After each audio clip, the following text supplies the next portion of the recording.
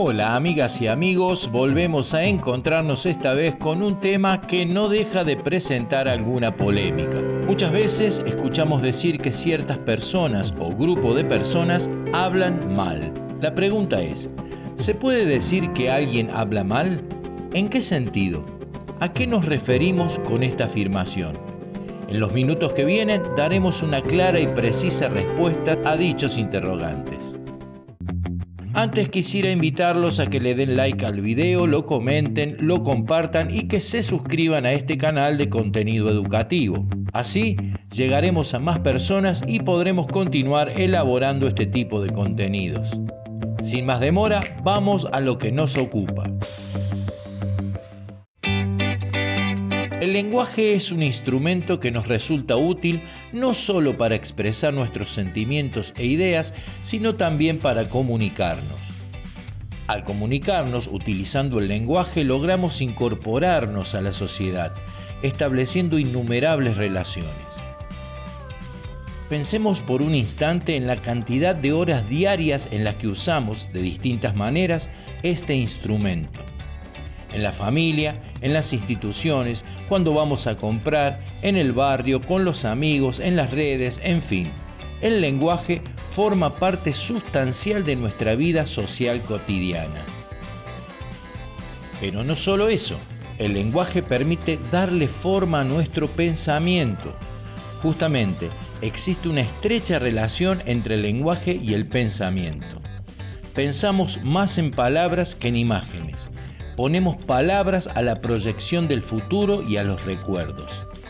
Por eso es que se afirma que mientras más amplio sea nuestro vocabulario, podremos ser más precisos y claros a la hora de pensar y expresar nuestras ideas y sentimientos. Es más, suele decirse que mientras más amplio sea nuestro vocabulario y conociendo el significado de las palabras, tendremos mayores posibilidades de profundizar nuestro pensamiento.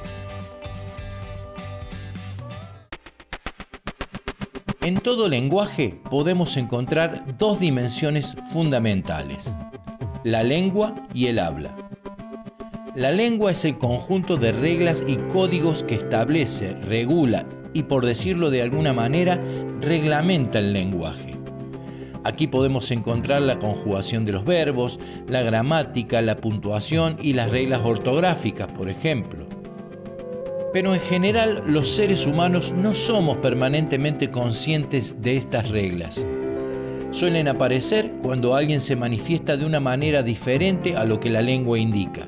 Por ejemplo, si una persona en lugar de decir la casa, dice el casa. ¿Por qué nos damos cuenta? Porque la lengua especifica que debe usarse un artículo femenino singular ante la mención de un sustantivo femenino singular.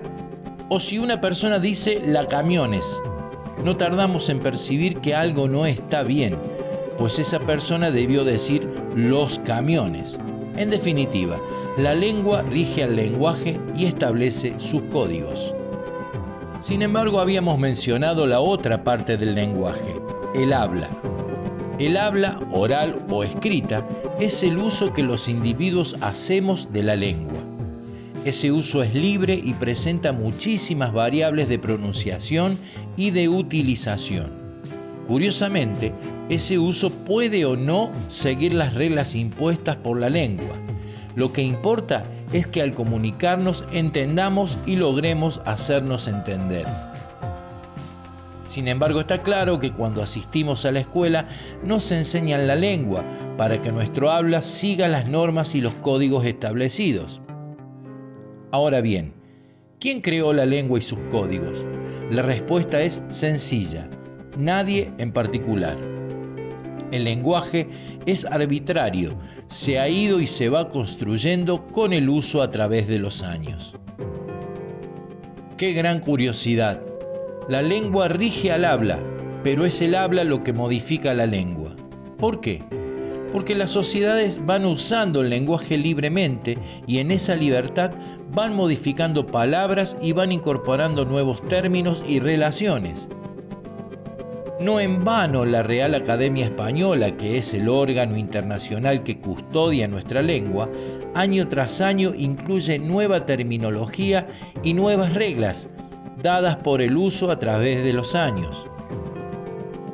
Por ejemplo, la doble E en algunas palabras como reemplazar ya no es obligatoria, pudiendo expresarse también con una sola E.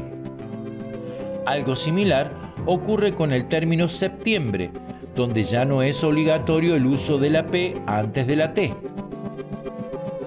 También la Real Academia Española va agregando nuevos términos, modismos, giros idiomáticos y anglicismos, si es que en su uso, es decir, en el habla, ya están incorporadas masivamente y con años de historia. Pero estas modificaciones reglamentarias en la lengua tienen un límite. La gramática y las conjugaciones verbales no se tocan porque constituyen la columna vertebral de todo lenguaje.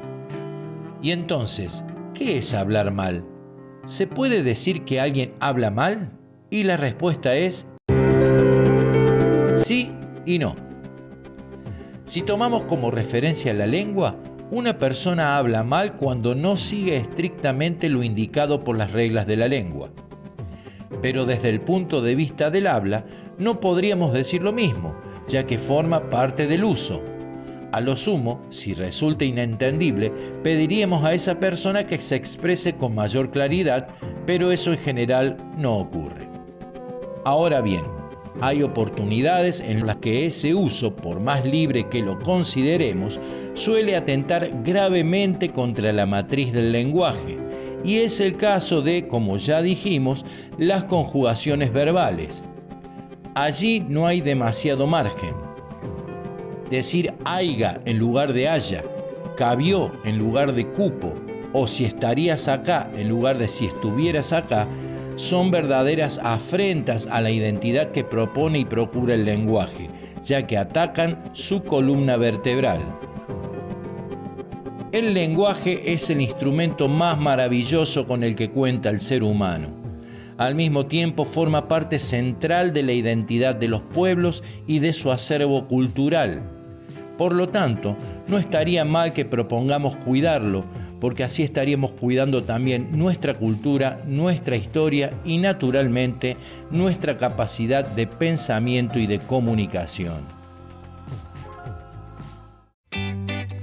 Ojalá este contenido haya permitido aclarar algunas cuestiones. Por mi parte, los invito nuevamente a darle like, comentarlo y compartirlo. También los invito a suscribirse al canal. Nos vemos en un próximo video de La Vida Misma.